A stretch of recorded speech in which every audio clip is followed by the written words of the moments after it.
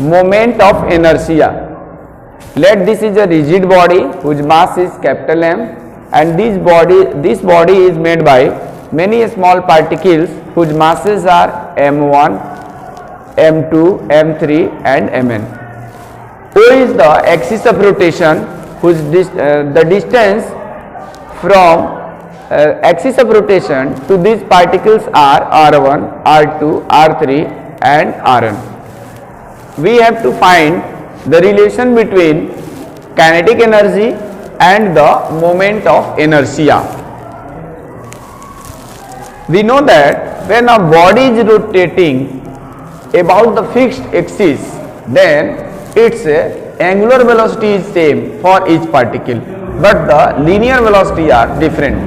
To understand these points, suppose we have taken a duster which is placed like this, and suppose this is the particle m1 and this is the particle of m2 and this is the particle of m3. When we rotate about the point O, the position of particles m1 will changes to like this, m2 will changes to like this and m3 will changes to like this, and therefore the angular displacement for each particles,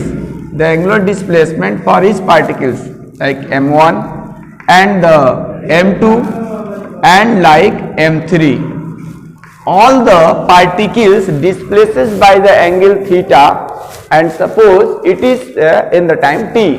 Therefore the angular velocity is given by the angular displacement by the body in the unit time is called angular velocity. Therefore omega will be same for the each and every particles of the system of particles, and the relation between linear velocity and angular velocity is v equal to r omega. Since the position of each particle is different from the axis of rotation, because position of particle m1 is this r1, m2 is r2 and the position of particle m3 is r3, therefore the linear velocity of each particles are different. Now let the kinetic energy of ith particle is ki. Then we know that the kinetic energy is given by half mi vi square, and half mi, in the place of vi we can write ri omega, because ri is the changeable but omega is fixed, and squaring this term we get mi ri square omega square. Taking the common half omega square, half and omega square, from this term we get sigma I equal to 1 to n mi r1 square. This is the kinetic energy for the whole system or whole body, and mi ri square gives the moment of inertia, m equal to r square.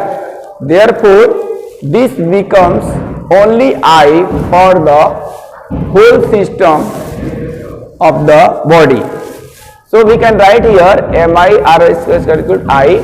Therefore kinetic energy is given by half omega square into, in the place of this we can write only I, which is called moment of inertia of the whole body.